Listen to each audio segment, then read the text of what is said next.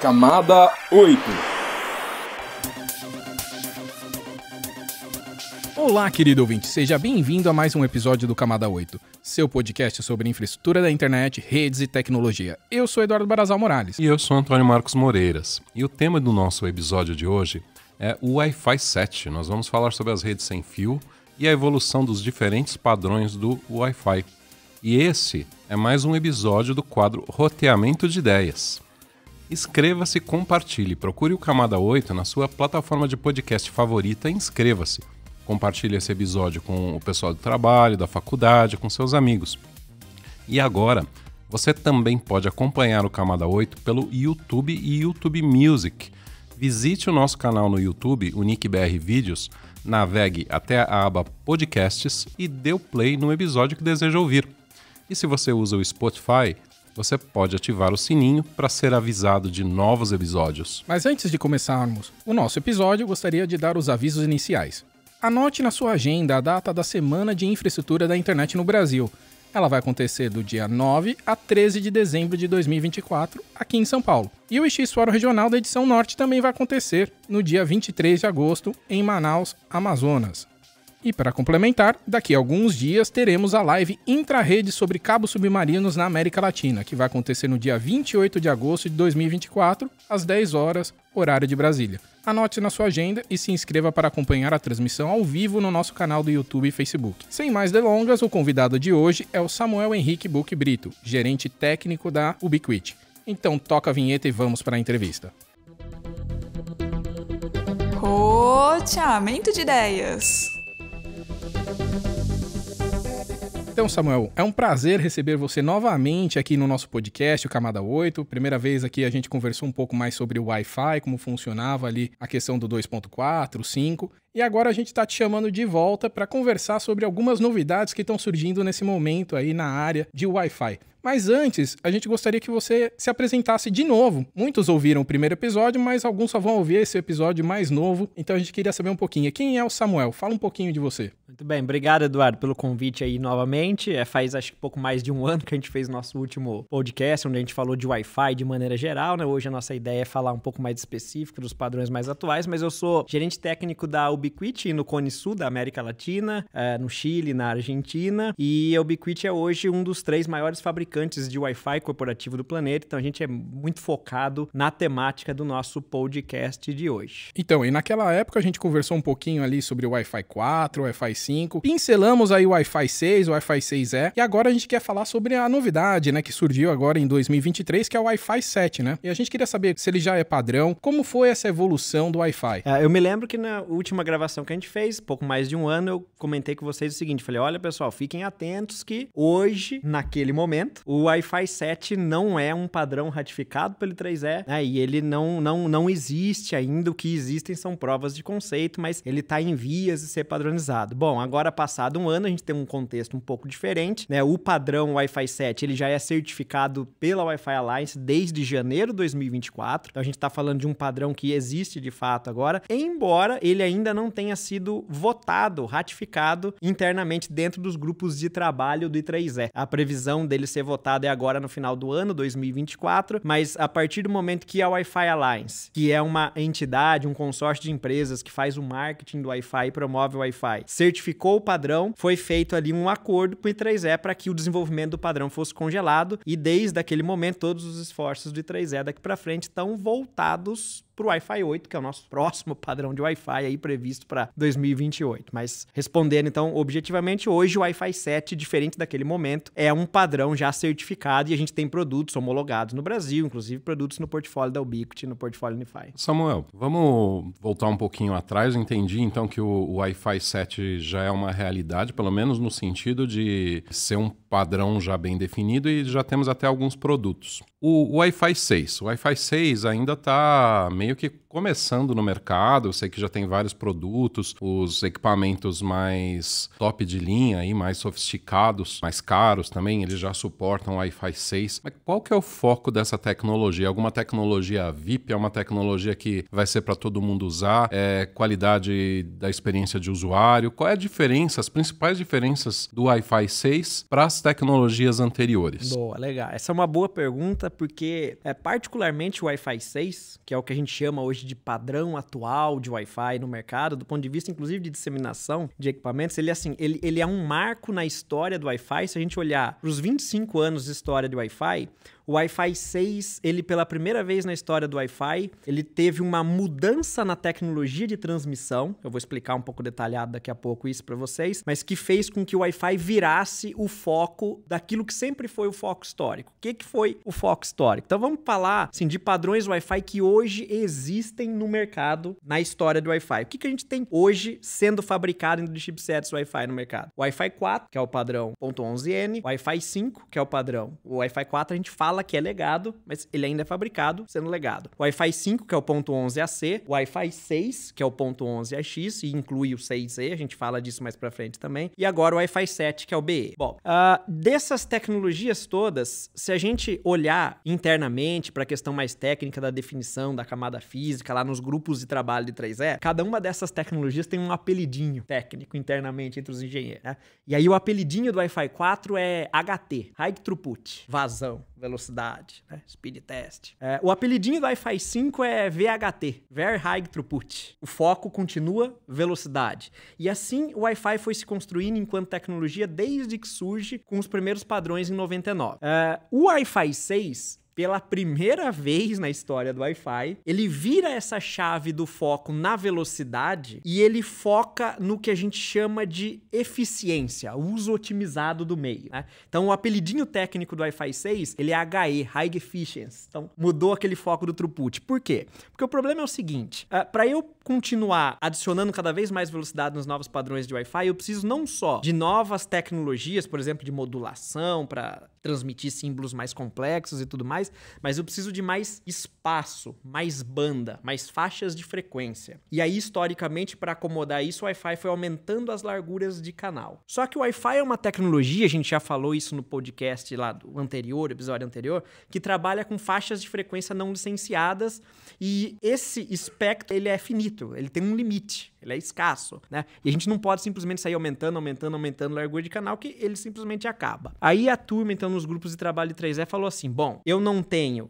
e naquele momento o Wi-Fi 6 ele foi publicado lá por volta de 2018, 19, mais ou menos, a gente não tinha perspectiva de liberação de uma nova faixa de frequência, coisa que aconteceu pouco tempo depois, a gente vai falar mais disso daqui a pouco, mas a gente só tinha as faixas de frequência quando o Wi-Fi 6 foi publicado de 2, 4 e 5 GHz. Aí a turma falou, bom, não tem mais banda, então a gente precisa tomar uma direção diferente. A gente vai, então, pensar em como fazer o Wi-Fi usar melhor o meio que já existe. Como otimizar o uso do meio, como ser mais eficiente ao invés de ser mais gastão. Samuel, até porque você falou que então, o Wi-Fi 4, o Wi-Fi 5, o cara só estava preocupado em mais velocidade, mas ele não era tão eficiente no uso de banda, e daí tem o problema do congestionamento, tipo, a gente pega lá em casa, 500 redes que estão usando as mesmas frequências e acaba não entregando nem a velocidade depois, porque dá o conflito com as outras redes.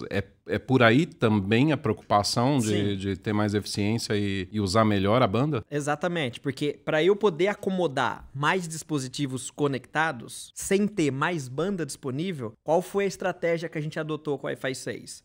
A gente mudou no Wi-Fi 6 a técnica de transmissão do Wi-Fi pela primeira vez nos últimos 25 anos de Wi-Fi. Então, se a gente olhar para o Wi-Fi, o primeiro padrão que a gente teve lá em 99, o B, ele usava uma técnica de transmissão, modulação que chamava DSSS. No mesmo ano, o segundo padrão, que foi o padrão A, começou usando OFDM. E a gente fica historicamente nesse OFDM até chegar no Wi-Fi 6. Então, o G foi OFDM, o Wi-Fi 4 OFDM, o Wi-Fi 5 continua OFDM. Aí o Wi-Fi 6, ele muda esse nome para um negócio que chama OFDMA. O que isso faz? Ele pega toda a largura de canal e ao invés de usar toda ela para uma única transmissão, como sempre foi feito historicamente no Wi-Fi, e isso é uma tecnologia que a gente já tem há 10 anos no 4G celular, no LTE. LTE. Ele pega essa largura de canal, fatia em pedaços menores, que a gente chama de subportadoras, e eu consigo agora, a partir do Wi-Fi 6 com o FDMA, acomodar no mesmo slot de tempo, na mesma janela de tempo, no mesmo momento de tempo, simultaneamente 1, 2, 3, 4 dispositivos conectados. 4 é o limite prático de mercado que a gente tem hoje nos equipamentos, mas nominalmente ali nas especificações a gente pode acomodar até 9 dispositivos na mesma janela de transmissão. E aí quando na mesma janela de transmissão, pela primeira vez agora no Wi-Fi 6, eu consigo atender 2, 3 ou 4 dispositivos ao mesmo tempo, são 2, 3, 4 dispositivos que não estão sendo enfileirados. E por não serem enfileirados, a percepção do usuário de uso é de menos latência. E menos latência é a percepção real de desempenho que a gente tem. Esse é o ponto. Então, ele de fato melhora a velocidade do Wi-Fi. A banda em si que está disponível, ela acaba sendo, em teoria, menor, mas ainda assim dá uma percepção melhor para o usuário. Uma confusão muito comum que a turma faz é que, assim, a gente criou na nossa cabeça, até porque isso é vendido, inclusive comercialmente, que a taxa de transmissão é velocidade. Então, 2 GB é mais que 1 GB. Ah, mas você tá falando que não é? Não é. Claro que 2 GB é mais que 1 GB. Mas o ponto é que, na verdade, a taxa de transmissão, ela representa capacidade do canal. Então, quando eu falo assim que o meu canal tem 1 gigabit por segundo, a minha taxa de transmissão, eu quero dizer que eu posso transmitir 1 bilhão de bits no tempo de 1 segundo. O ponto é, o usuário que compra isso, porque ele acha que 1 GB é mais rápido que 500 MB e tudo mais, ele na prática, se a gente olhar o perfil uso médio que as pessoas fazem de Wi-Fi ou do uso do computador no escritório e tudo mais, é de muito menos do que isso. O usuário, em média, trabalhando, vai usar 15, 30, 40, 50 MB. Então, o ponto é, quando a gente foca em aumentar só a largura de canal e eu entrego isso para o usuário, se eu não estou otimizando o uso dessa largura para mais usuários, estou deixando tudo para um só, e ele não está precisando consumir toda essa largura de canal,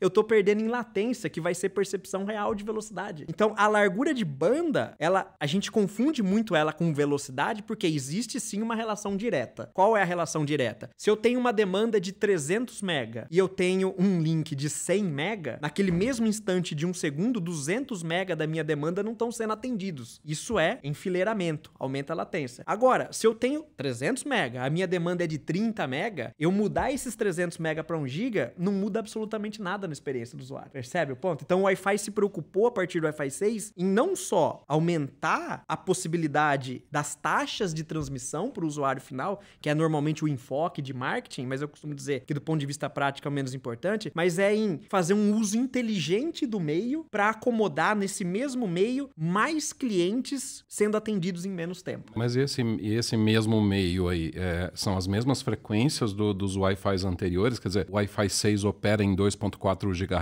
e opera em 5 GHz, isso, competindo com as outras tecnologias? Sim, exatamente. Então vamos lá. E aí a gente aproveita aqui para desfazer uma confusão muito comum também. Então o Wi-Fi 6, ele foi lá publicado, revisado, num momento em que o que a gente tinha de faixa de frequência não licenciada para Wi-Fi era 2.4 e 5 GHz, basicamente, que é o mesmo que a gente tinha nos padrões anteriores, no Wi-Fi 5, no Wi-Fi 4, não há nenhuma mudança em relação a isso. Então ele continua operando nessas mesmas faixas de frequência, e aí a gente tem canais dentro dessas faixas de frequência. A turma às vezes cria uma confusão na cabeça com o seguinte: o nome Wi-Fi 6, ele faz uma referência que esse 6 quer dizer a 6ª geração de Wi-Fi na linha do tempo de evolução do Wi-Fi. Mas a turma associou esse 6 não com 6ª geração, com uma coincidência regulatória que aconteceu 1 ano depois da publicação do padrão Wi-Fi 6. Que foi o quê? 1 ano depois que foi publicado o padrão Wi-Fi 6, que é o padrão .11ax, o primeiro domínio regulatório do mundo, a FCC, nos Estados Unidos, liberou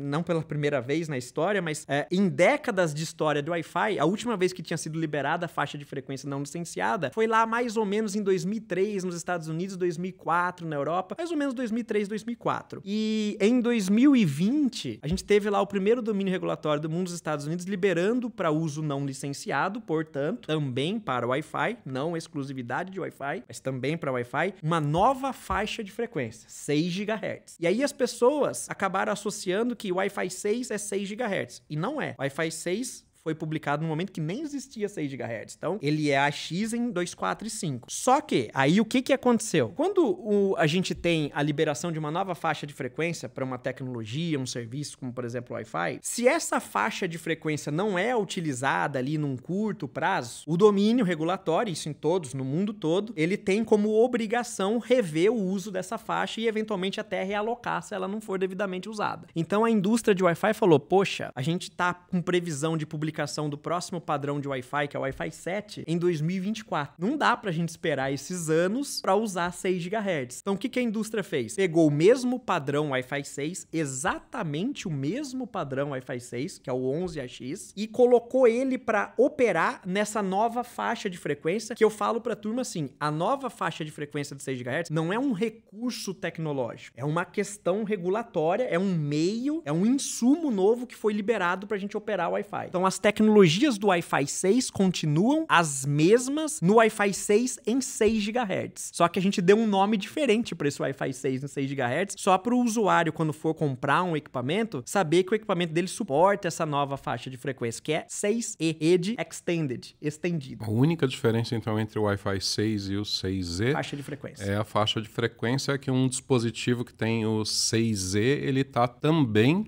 habilitado a trabalhar nessa faixa de frequência Exatamente isso. de 6 GHz aí. Exatamente isso. Então, resumo da ópera. Wi-Fi 6 e 6E, do ponto de vista de tecnologias e padrão do I3E, é exatamente a mesma coisa. É o mesmo AX, são os mesmos recursos. O que muda? O 6E é esse padrão 6 numa nova faixa de frequência que foi liberada um ano depois da publicação do padrão. Que foi uma das grandes coisas da história do Wi-Fi, porque agora a gente liberou, né, muito mais banda do que a gente tinha. Então, só pra gente recapitular um pouco, porque gera muita confusão, não? Então, a gente tem a banda 2.4, a 5 e agora a 6, né? E cada uma dessas bandas são divididas em faixas, né? E aí, como que são cada as faixas em cada uma dessas aí? É dividida em 20 MHz, 40, 80? Tá. Como que tá a evolução dessas coisas? Porque a gente até tem alguma discussão aí da Anatel de mudando essas faixas, e eu queria entender um pouquinho melhor sobre esse assunto. Vamos lá, eu vou dividir aqui em duas partes. Eu vou falar primeiro do tamanho dessas faixas, que é uma questão de tecnologia de Wi-Fi. Aí depois eu falo da questão regulatória que envolve a Anatel, por exemplo, e o uso dessas faixas. Então, sim. Então, primeira coisa. Hoje, então, Wi-Fi, a gente tá falando de 2,4 GHz, 5 GHz e 6 GHz. Quando a gente fala 2,4 GHz, 5 GHz e 6 GHz, isso não quer dizer quanto de banda eu tenho. Não é eu tenho 2,4, eu tenho 5, não. É uma posição no espectro. O espectro é o nome que a gente dá pro mapa de todas as frequências possíveis. Então, no mapa de todas as frequências de radiofrequência possível que eu tenho, 2.4 é uma posição que tem um tamanho X. No Brasil, o tamanho X de 2.4 GHz é 83 MHz. Eu brinco com a turma e falo assim, imagine que você tem um bolo lá de tamanho 83 MHz. Quando a gente vai para a faixa de frequência 5 GHz, esse bolo ele é bem maior, ele tem mais ou menos 500 MHz. Então já ficou maior. Eu consigo gerar mais fatias, eu consigo fatiar ele em mais pedaços. A gente vai chamar esses pedaços daqui a pouco de canal. Tá? E agora em 6 GHz, esse bolo, hoje no Brasil, tá com 1.200 MHz. O bolo tá com 1.200 MHz. É mais que 2 vezes o total de banda do Wi-Fi nas outras frequências. Mais ou menos, eu não sei o começo e o final da faixa. Vou chutar aqui, se você pudesse me corrigir. Mas é como se no 2.4 eu tivesse, sei lá, de 2.400 até 2.480. É isso. No 5 eu tenho de 5 até 5.500. Mas no 6 vai de 6 até 7.200. Isso, é isso. No 2.4 a gente começa lá 2.402, vai até 2.483. É exatamente isso. É o início e o fim. E em 6 GHz, o que a gente chama de 6 GHz hoje no Brasil é a faixa que começa em 5.925 MHz e vai até 7.125 MHz. Aí se a gente fizer a continha, vai dar lá os 1.200 MHz. Agora, voltando lá para a pergunta do Eduardo dos tamanhos desses pedaços, né? Bom, em Wi-Fi, a gente nunca pega uma faixa de frequência e usa ela inteira para uma comunicação. Por quê? Comunicação sem fio, ela é uma comunicação baseada em competição usando um meio compartilhado. Então, para eu permitir que eu possa, no mesmo espaço, ter equipamentos concorrentes operando, ou de um mesmo ambiente, ou mesmo de vizinhos, enfim, mas para eu poder ter mais de um rádio operando sem um interferir diretamente no outro, o que a gente faz? A gente pega esse bolo, essa banda toda, fatia em pedaços menores, a gente chama isso de canal, né? Canal na engenharia é exatamente a definição de um pedaço pedaço da banda total, então é um pedaço desse bolo. E aí, quanto mais banda eu tenho em cada faixa, mais pedaços eu posso ter e mais tolerante à interferência e mais equipamentos concorrentes a tecnologia aguenta. Por exemplo, o canal base em Wi-Fi, desde a concepção da tecnologia lá em 99, tem tamanho de 20 MHz. Se a gente olhar para isso dentro dos 83 MHz que eu tenho no Brasil, me cabem 4 canais. Na prática, mundialmente, em 2,4 GHz, a gente usa 3 canais porque a gente segue o padrão americano, onde eles têm 60 MHz. Por que a gente segue o padrão americano? Porque o pedaço é pequeno de banda e naquele momento a gente ainda tinha uma expectativa de que seria possível padronizar o uso de RF entre os domínios regulatórios no mundo todo. Então, se a gente trouxesse um equipamento dos Estados Unidos no Brasil, ele operaria se o Brasil seguisse o plano de canais dos Estados Unidos. Mas o fato é que no Brasil, eu poderia ter, se eu quisesse, 4 canais, porque eu tenho 83 MHz, que é o que a gente chamaria no Brasil de canal 1, 5, 9 e 13. Mas o mundo usa 3 pedaços, 3 canais, 1, 6 e 11, para fins de interoperabilidade. Nos 5 GHz,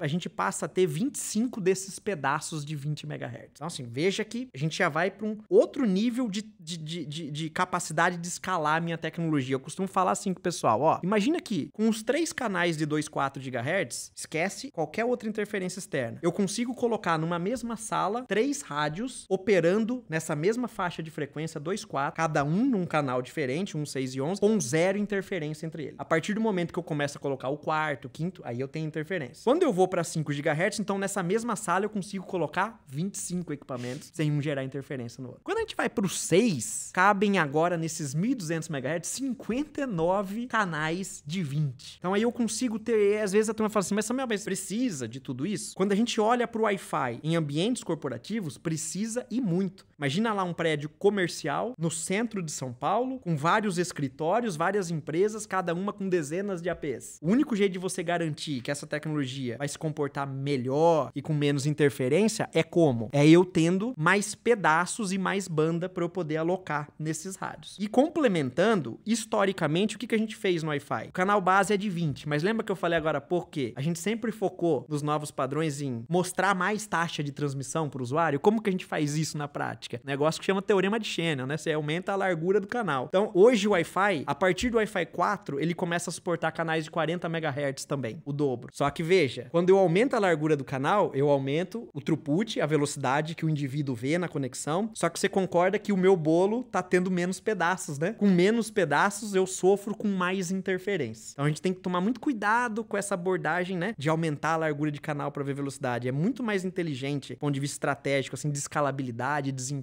da tecnologia, eu ter pedaços menores para atender mais pessoas do que pedaços maiores. E assim, só continuando progressivamente essa história das larguras dos canais, no Wi-Fi 5 a gente inaugura canais de 80, depois de 160. No Wi-Fi 6 a gente inaugura canais de 160 MHz. E no Wi-Fi 7 a gente inaugura canais de 320 MHz. Então quase que o bolo inteiro ali, se a gente olhar, né, eu falei agora, por exemplo, 1.200 MHz na nova faixa de frequência de 6 GHz. Se a gente usar de fato canais de 320 MHz, que definitivamente não é uma boa prática para Wi-Fi, é bonito pro marketing, pros números, mas não é uma boa prática, eu caio mesmo pro problema do 2.4, volta a ter só 3 canais, isso é bem ruim. Eu queria fazer uma outra analogia aqui. Você fez a analogia do bolo, só para ver se eu entendi direito e facilitar a compreensão também para o nosso ouvinte, né?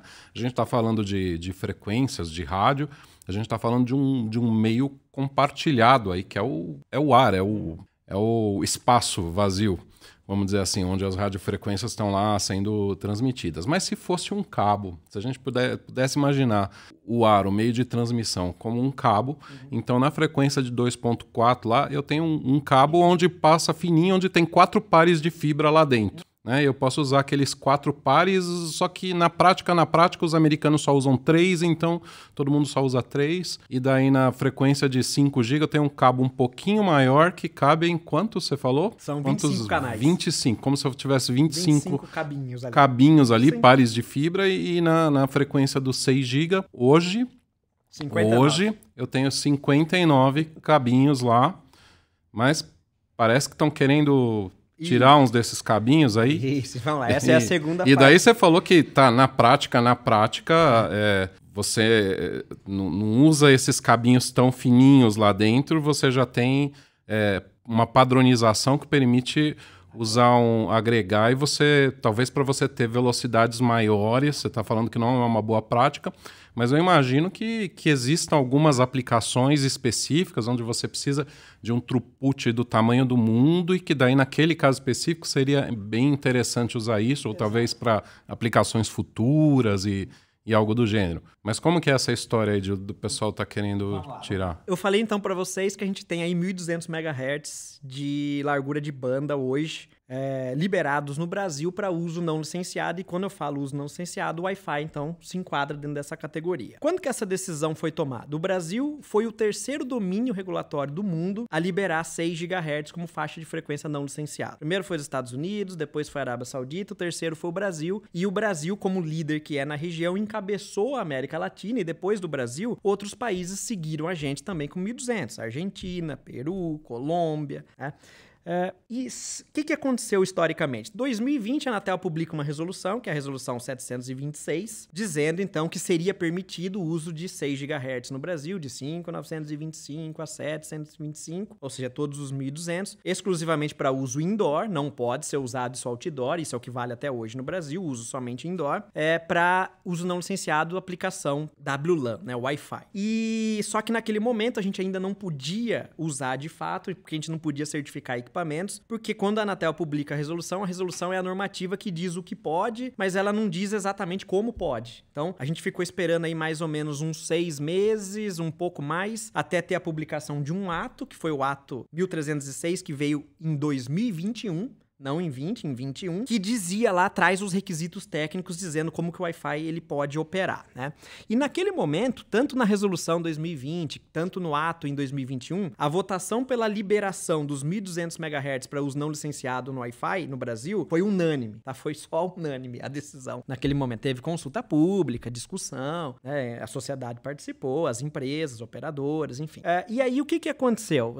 Relativamente recente aí pra gente, né? No nosso tempo aí, se a gente olhar, na última semana de maio foi aberta uma consulta pública pela Anatel, em que ela sugere a revisão do uso dessa faixa. E qual é a nova sugestão da agência? E isso não está definido ainda o que vai acontecer. O que está vigente hoje no Brasil são os 1.200 MHz que eu falei, mas a sugestão da agência na última consulta pública que foi aberta é que essa faixa de frequência seja fatiada. Desses 1.200 MHz, os 700 MHz superiores saiam do Wi-Fi, o Wi-Fi fique com os 500 MHz da faixa de baixo, e aí esses 700 MHz podem ser usados aí futuramente para outras tecnologias, por exemplo, para um leilão de 5G. Então, hoje, basicamente, essa é a ideia. Então, se isso acontecer, essa faixa de 1.200 MHz que a gente tem hoje no Brasil com 59 canais vai cair para 500 MHz, vão ser aí mais ou menos 24 canais que a gente vai ter. Para o Wi-Fi, uma perda muito, muito grande por conta da questão do congestionamento que a gente estava conversando, né? A gente vê que hoje o Wi-Fi, em tecnologia de acesso, primeiro salto que a gente fala, é a mais utilizada e a que mais cresce no mundo, mais do que o Ethernet, que foi a tecnologia anterior que mais foi utilizada no mundo. Então ele cai ali de 59 canais, mas eram 59 canais de 20 MHz. De 20. Né? De 20. E vai para 24. Se fosse assim em faixas maiores, de 40, 80, ou até que você falou de 320, praticamente só teria um canal, e aí com a questão de influência de um canal no outro seria muito grande, você meio que anula, né? Então veja, se você pensar numa das grandes features aí, entre aspas, de marketing do Wi-Fi 7, que é o canal de 320 MHz, com a liberação só de 500 MHz, já não cabem nem 2 canais, é um só. E aí a gente sabe que com um canal, e onde que normalmente esses canais mais largos tendem a ser explorados? Nas soluções e nos ambientes residenciais, em que eu tenho poucos APs, 1 ou 2 normalmente, onde normalmente se acomoda canal mais largo. E aí é justamente onde o usuário residencial, por exemplo, vai ter muito problema, porque você vai ter um único canal, todo mundo usando esse canal único de 320, o nível de interferência vai ser enorme. Mas residencial você tá falando de uma casa, porque um apartamento, pelo menos no meu, eu vejo ali um monte de Wi-Fi aparecendo ali, esse SSID, é o problema.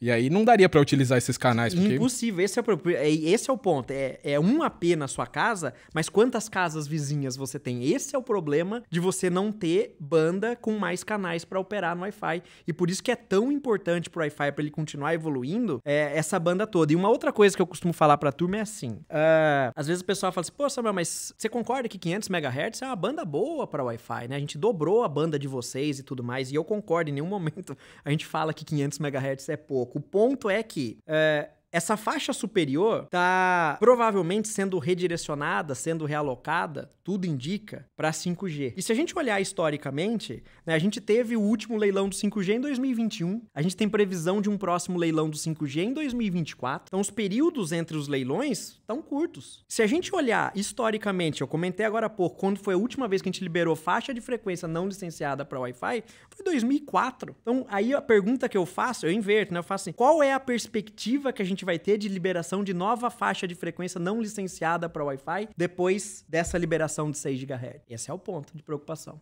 Samuel, eu queria que você me esclarecesse uma questão. Eu estava dando uma olhada aqui nessa consulta da Anatel, consulta 29, eu acredito até que quando o nosso ouvinte estiver escutando esse episódio, o período da consulta já vai ter terminado, já vai ter encerrado. Mas eu vi aqui que é uma consulta que fala de certificação de produto, de requisitos técnicos. Ela parece que tem uma proposta de mudança no requisito técnico de certificação dos equipamentos Wi-Fi. Ela não mexe exatamente na atribuição das frequências que foi feita lá atrás, na resolução que você citou. Para mim, isso soou um pouco estranho. Você tem ideia de por que é assim? É que, na verdade, certo? é assim. Se a gente olhar lá a redação da consulta pública, ela diz o seguinte, quando a agência sugere que essa faixa de frequência de operação do Wi-Fi saia de 5.925 a 7.125 e vá até 5.925 a 6.425, que é a primeira metade, ela fala de recertificação dos equipamentos. Por quê? Porque os fabricantes, para homologarem novos produtos e recertificarem produtos já homologados, quando expirar o prazo de homologação desses equipamentos, eles vão ter que ter ajuste automático no firmware para aplicar a compliance nacional, já alocando o Wi-Fi para operar nessa faixa inferior e não em toda a faixa de 1.200, se isso virar regulação. Lembrando que, enquanto não for publicado um ato alterando a regulação atual, o que está vigente hoje no Brasil, inclusive para certificação de novos produtos, é o uso da totalidade dos 1.200 MHz. Mas o que está em pauta de verdade é essa mudança, do espectro. Sim, essa mudança. Porque, às vezes, olhando a consulta aqui, a gente é isso. não fica claro. Não, mas é isso. É isso. O objetivo da consulta 29 é que a frequência não licenciada, que hoje são os 1.200 MHz em 6 GHz, isso seja restringido à metade a faixa inferior de 500 MHz, que varia de 5.925 até 6.425. E aí, se isso virar regulação futuramente, o que vai ter acontecido? O Wi-Fi vai ter perdido 1.200 MHz e vai ter ficado com 500, ou seja, a gente perde 700. Tá, mas só pra gente entender um pouquinho da utilização dessas bandas, assim, até lembrando um pouco o episódio anterior, né? A gente falou que o 2.4 era mais utilizado pro IoT, agora a gente tá falando do 5 e do 6. Como que você vê essa distribuição de equipamentos utilizando cada uma dessas bandas? Até pra gente entender qual seria o impacto disso na questão dos 6 GHz, né? Por que perder metade é tão ruim assim? Aí onde a gente vê o futuro nisso? O impacto é bem grande, né? Por quê? Vamos lá. Aquilo que eu falei agora há pouco. Se a gente olhar para o histórico do Wi-Fi no mercado, é hoje a tecnologia de acesso que mais cresce. E crescer, o Wi-Fi crescer quer dizer que a gente está ocupando cada vez mais a via com carro, só que eu preciso de vias para esses carros trafegarem. Então, quando a gente está perdendo esse tanto de banda, a gente está gargalando o fluxo do uso dessa tecnologia porque a via tá ficando menor. Isso é muito ruim pra gente, né? A gente tem alguns números aí, por exemplo, da Wi-Fi Alliance, em que a gente fala que a gente tá escoando hoje no mercado, por ano, 8 bilhões de novos dispositivos Wi-Fi, chipsets. Porque a gente tá colocando Wi-Fi em tudo, no IoT, nas coisas, né? Nos dados e tudo mais. Em relação ao uso das frequências, o que a gente tem visto no mercado? Bom, primeiro, assim, fazer aqui um esclarecimento que é importante, né? A gente tem associado muito a faixa de frequência de 6 GHz com os novos padrões, né? O 6E, obviamente, que é exclusivamente 6 GHz, mas muito com o 7. Mas veja, o Wi-Fi 7, ele não é só sobre 6 GHz, ele é sobre um conjunto de features, de tecnologias novas que vieram depois do Wi-Fi 6. Uma das grandes coisas, obviamente, isso está relacionado a 6 GHz, que é a grande questão regulatória, o uso de meio de transmissão que surgiu pra gente coincidentemente no mesmo período. Mas o que eu quero dizer é que eu posso futuramente ter no mercado equipamentos Wi-Fi 7 que não operem em 6 GHz. Não tem nada errado de eu ter amanhã APs no mercado dual band 2, 4 e 5. Os primeiros todos que estão sendo lançados pelos fabricantes, que são homologados hoje no Brasil, eles são tri-band, tem 3 rádios, 2, 4 GHz, 5 e 6, porque sim, 6 GHz é a grande novidade novidade em termos de desempenho, porque é uma frequência que está desafogada. Mas não precisa ser assim. Cara, nosso episódio aqui é sobre o Wi-Fi 7, o ouvinte já deve estar ansioso. Eu também, né? A gente prometeu um episódio sobre isso, tem que entregar. Mas eu vou te fazer uma provocação antes disso ainda, sobre essa questão toda da frequência e tudo mais, porque eu acho que é uma questão muito importante, né? A gente está falando basicamente aí de uma visão de futuro da internet, do papel das tecnologias nesse futuro da internet. Então tem gente, por exemplo, tem indústrias, operadoras, fabricantes de equipamentos que defendem uma visão em que o futuro da internet é basicamente 5G em todo lugar. 5G em todo lugar, literalmente, incluindo dentro das casas, dentro das empresas. Quer dizer, você não precisaria mais, talvez, ter uma rede cabeada, uma rede de fibra ótica chegando numa casa, numa empresa, porque o 5G ele seria suficiente para trazer essa velocidade, baixa latência, inclusive serviços ali com fatiamento de banda, rotas expressas, rotas não expressas. Bom, daí eu queria saber qual que é a tua opinião, quer dizer, onde que na internet do futuro, a internet daqui a 5 anos, 10 anos, não sei quanto, onde entra a fibra ótica, onde entra o Wi-Fi, onde entra 5G, qual que é o papel de tecnologia, qual que é a visão, não vou nem pedir a visão da Ubiquiti, a tua visão pessoal como engenheiro, onde você acredita que essas tecnologias vão entrar, qual que é o papel de cada uma delas, elas se complementam, é uma competição, como é isso? Vamos lá, esse é um ponto importante, né? A internet funciona porque ela é totalmente distribuída e se a gente olhar para o que está embaixo ali das camadas de software, na infraestrutura dessa rede, ela é o que ela é porque a gente tem N tecnologias diferentes que atendem N cenários diferentes. Para eu poder conectar o mundo, não dá para eu imaginar que existe uma tecnologia mágica que vai caber em todos os países, em todas as situações, porque eu tenho questão de geografia, eu tenho questão de densidade populacional, tem tecnologias que são mais adequadas para cada perfil de ambiente. Por que eu tô falando isso? Porque o que eu acredito? Eu não acredito em tecnologia única e mágica que resolva todos os problemas, porque em tecnologia e em ciência não é assim,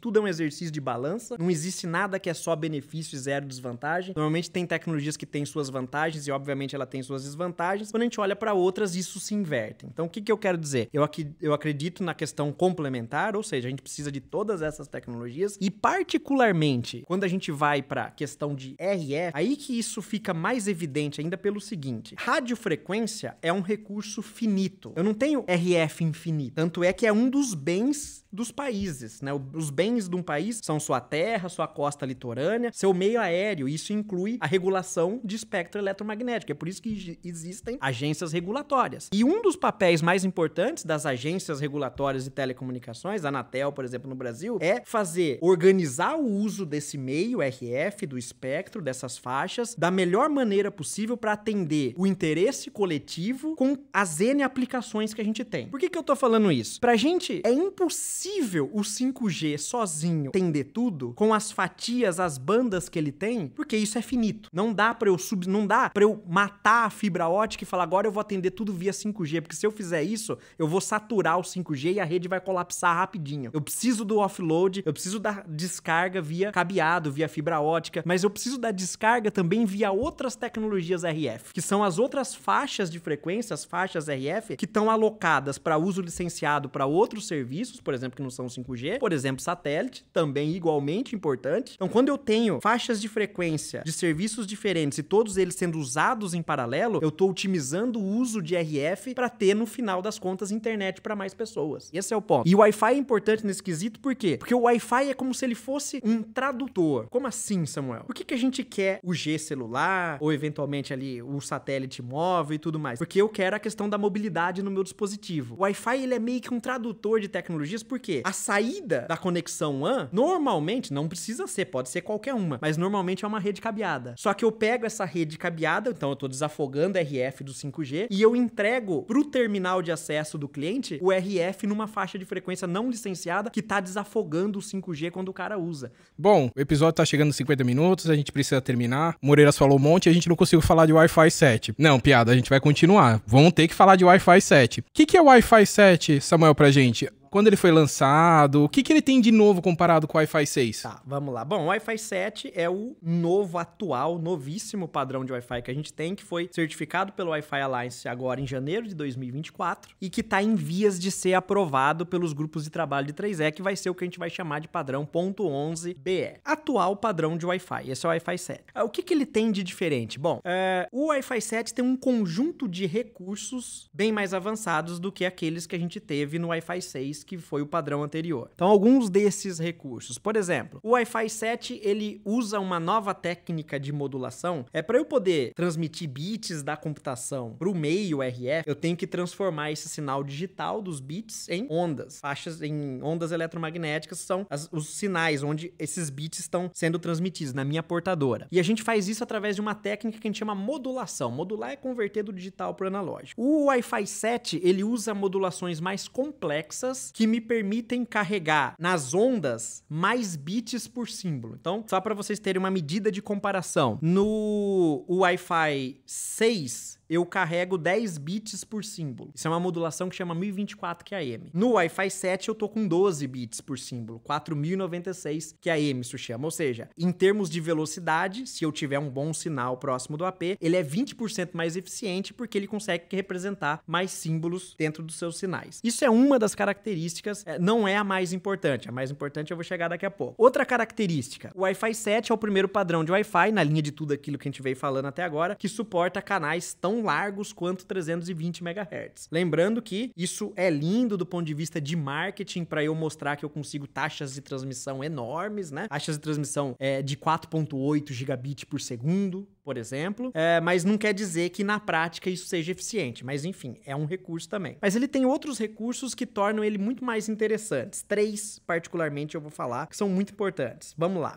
O primeiro recurso, que chama muito atenção, que é algo inédito na história do Wi-Fi, é o que a gente chama de operação multilink, ou MLO, Multilink Operation. O que é isso? Historicamente, um equipamento de Wi-Fi pode ter já mais de um rádio, pode ter 2.4 só, ou 2.4 e 5, ou 2.4 e 5 e 6, mas historicamente, até antes do Wi-Fi 7, necessariamente todos os equipamentos se conectavam a um único rádio no momento. Não existia a possibilidade de um cliente se conectar em mais de um rádio de um ponto de acesso. Ou ele se conectava em 2.4, ou em 5, ou em 6, e a transmissão era feita naquela conexão. Com o Multilink Operation do Wi-Fi 7, a gente, pela primeira vez na história do Wi-Fi, pode ter um cliente conectado num ponto de acesso, num único ponto de acesso, o mesmo cliente em relação ao mesmo AP, em mais de um rádio, 2 ou 3. Então eu posso ter uma combinação de rádios, 2.4 e 5, 2.4 e 6, 5 e 6, eventualmente, que a gente ainda não tem na prática hoje nos equipamentos clientes, 2.4, 5 e 6. E aí você fala assim, Samuel, mas por que isso é interessante? Dá pra gente explorar 3 casos de uso, a gente fala disso. O primeiro, na linha de mais taxa de transmissão, é agregação de rádios para eu ter mais throughput. Então eu me conecto simultaneamente num canal de 20 em 2.4, um canal de 40 em 5, um canal de 80 em 6. E soma a banda de tudo isso para o usuário ver mais velocidade. Mas isso é o caso que normalmente eu falo que é o menos útil. É bonito nos números, mas na prática é o menos útil. O que é muito mais interessante? Um negócio que a gente chama de seleção de banda. O que é isso?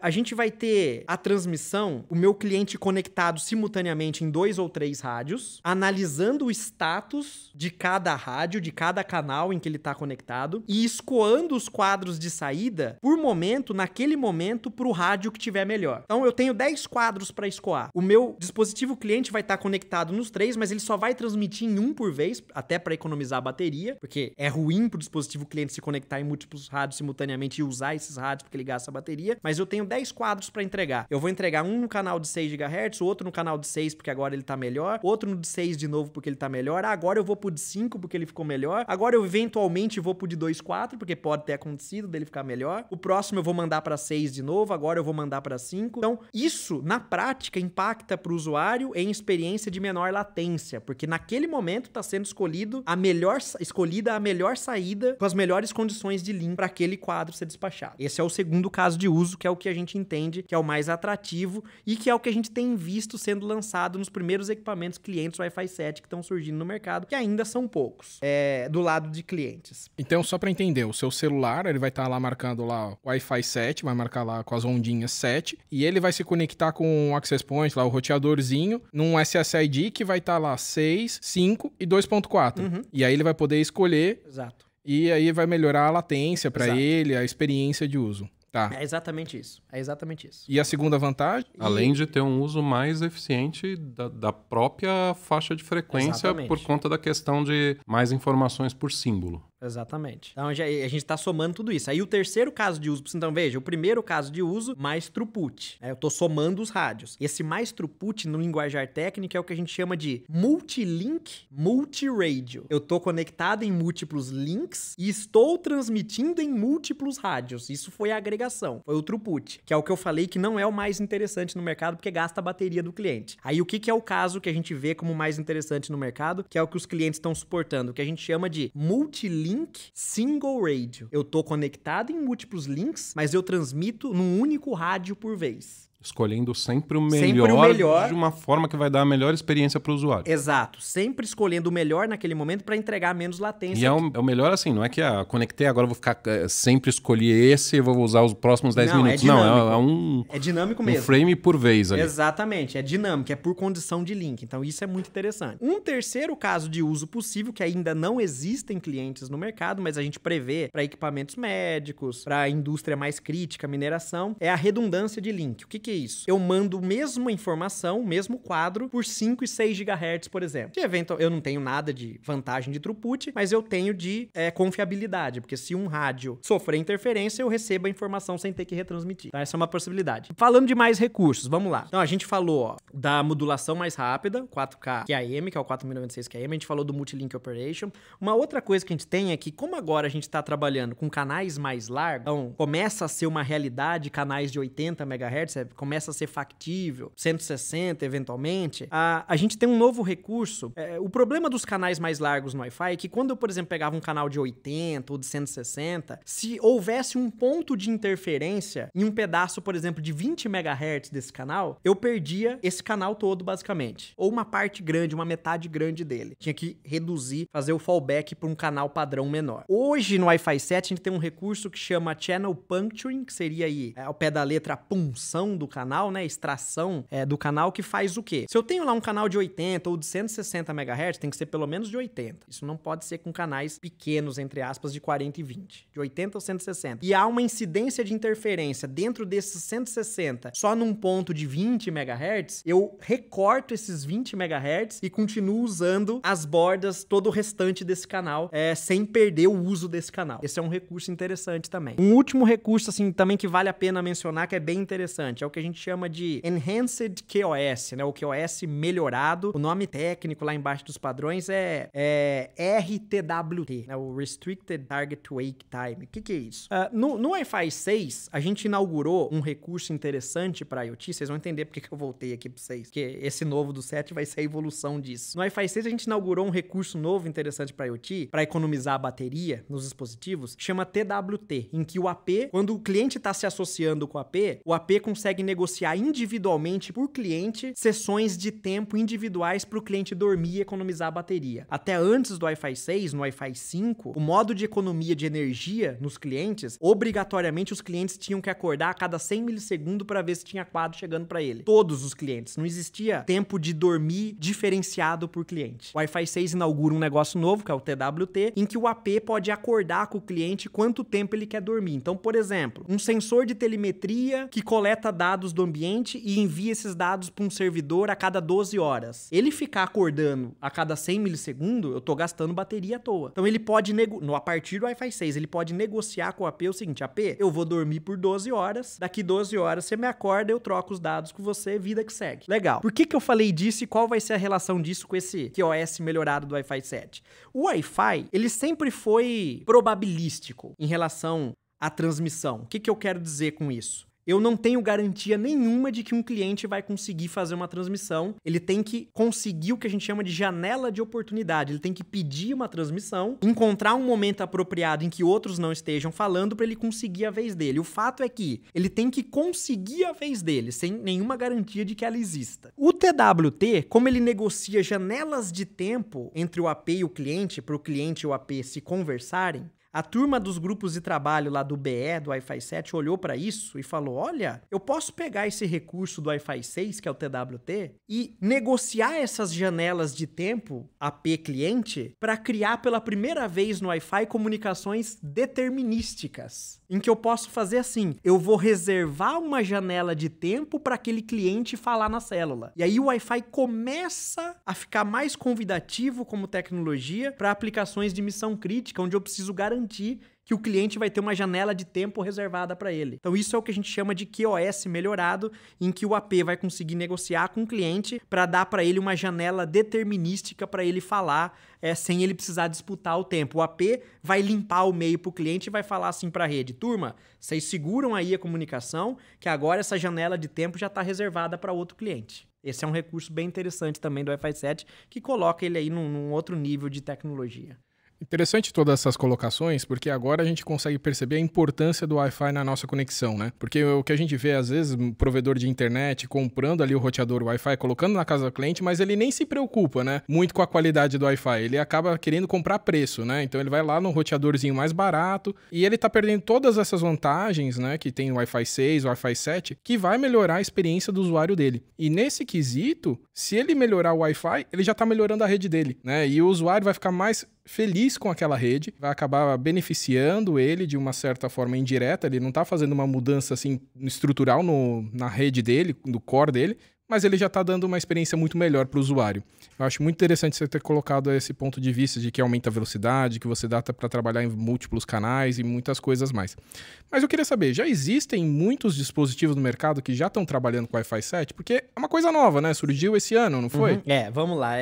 Existem poucos, assim, a resposta objetiva é poucos, mas deixa eu pegar a carona aqui também para falar um pouco do 6E junto com o 7, né? Porque se a gente olhar hoje para o mercado de dispositivos que operam nessa nova faixa de frequência de 6 GHz, que são os 6E e os 7, hoje a gente já tem um bom parque no mercado. Eu posso até citar um exemplo para vocês, um case recente de um cliente nosso, um leilão de cavalos, uma fazenda aí, um dos maiores leilões de cavalos do Brasil, um público mais classe alta, dispositivos mais novos e tudo mais, que eles entregaram um projeto com tri-band, 3 rádios, 2, 4, 5, 6 GHz, um número que impressionou a gente, 40% das conexões já aconteceram em 6 GHz.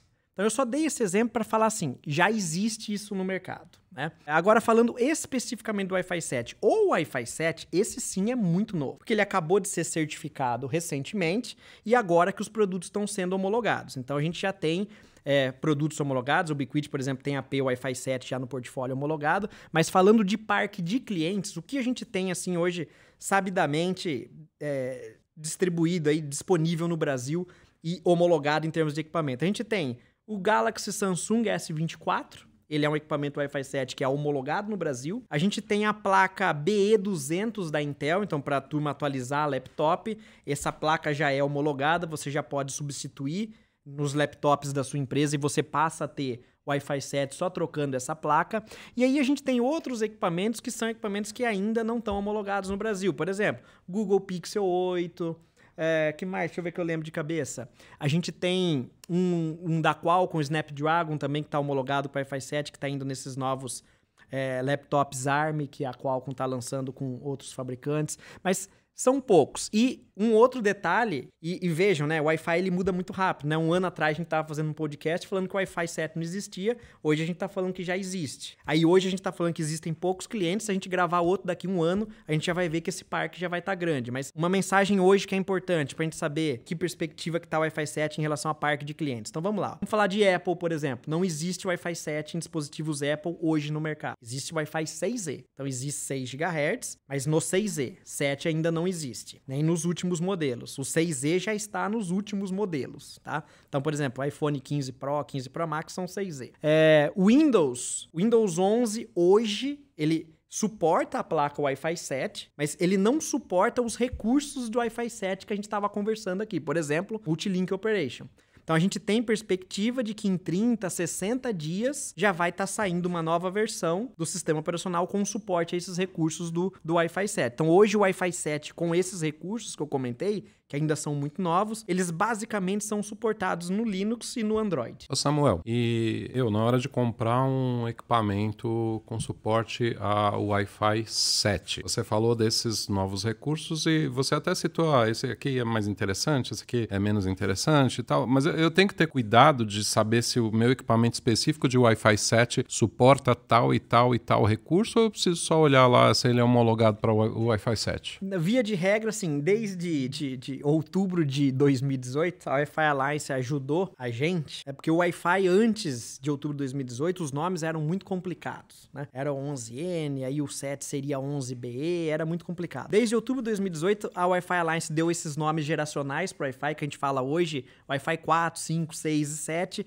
e atrelou esses nomes geracionais com os padrões, e atrelando aos padrões, atrela aos recursos. Então, hoje, via de regra, tudo que você precisa para ter suporte a esses recursos que eu falei do Wi-Fi 7 é buscar um dispositivo cliente com suporte ao Wi-Fi 7. É só isso que você vai olhar lá na especificação do produto. Aí, tudo que existe dentro do padrão 11BE, que é o Wi-Fi 7, vai estar lá dentro. Claro que tudo que existe, vírgula, pode não existir hoje, mas pode vir com uma atualização de sistema operacional de um dispositivo móvel ou de um sistema operacional de um laptop, o que quer que seja. E você falou lá no começo do episódio que esses Wi-Fis tinham apelidos em cada geração. Apelidinho técnico. Qual que é o apelido desse Wi-Fi 7? O Wi-Fi 7 é o EHT, Extremely High Throughput.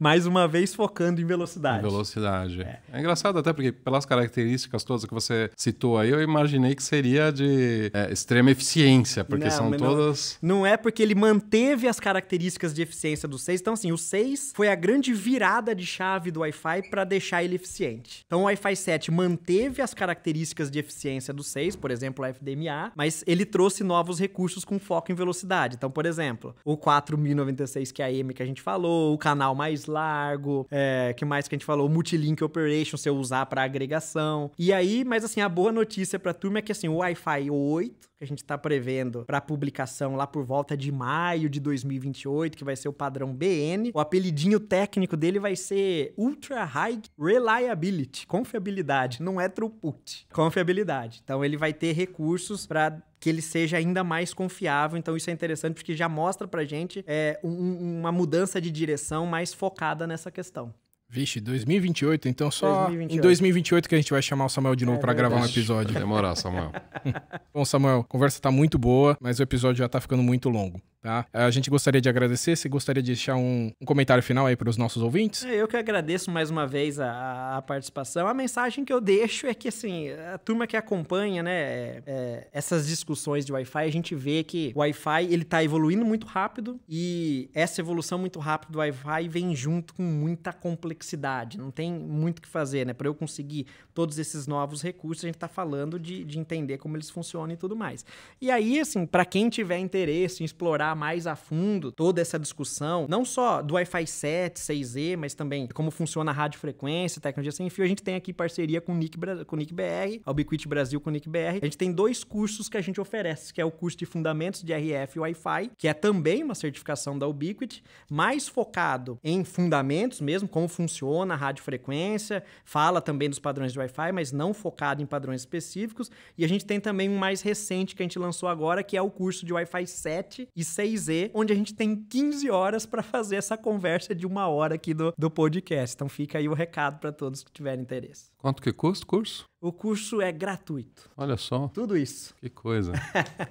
E ainda tem coffee break, né? Tem coffee, tem certificado e um deles tem certificação, inclusive, do fabricante. Muito bom. A certificação é gratuita também ou não? Certificação é gratuita também. Não, pra quem passar, né? Pra quem passar, claro. Mas é gratuita, né? Sim, mas não tem que pagar a prova de certificação, não. Excelente. Então é isso. Muito obrigado, Samuel. Já fica aí o nosso convite para 2028 para você voltar aqui com a gente. Obrigado, Samuel. Eu que agradeço, gente. Valeu. Bom, a conversa estava muito boa, mas a gente tinha que terminar o episódio. Vamos para os últimos avisos. As inscrições ainda estão abertas para os nossos cursos Backup presencial e EAD. de 2024. Para ficar por dentro da nossa agenda completa de cursos e eventos, acesse https://septro.br/cursos-eventos. Sugestão de temas, dúvidas, elogios e críticas construtivas, mande um e-mail para cursoseptro@nic.br. Inscreva-se na sua plataforma de áudio preferida e lembre-se de ativar as notificações. Para não perder nenhum conteúdo importante, siga nossas redes sociais também. Vocês nos encontram no Twitter como @comuniquebr. No Facebook, LinkedIn, Instagram e Telegram, nós somos @nicbr. No YouTube, é só procurar por NicBR Vídeos. Esperamos que você tenha gostado do episódio. Qualquer problema é culpa da Camada 8. Até mais! Até mais, pessoal. E essa é mais uma das iniciativas proporcionadas pelo registro de domínios.br. Registre o seu .br.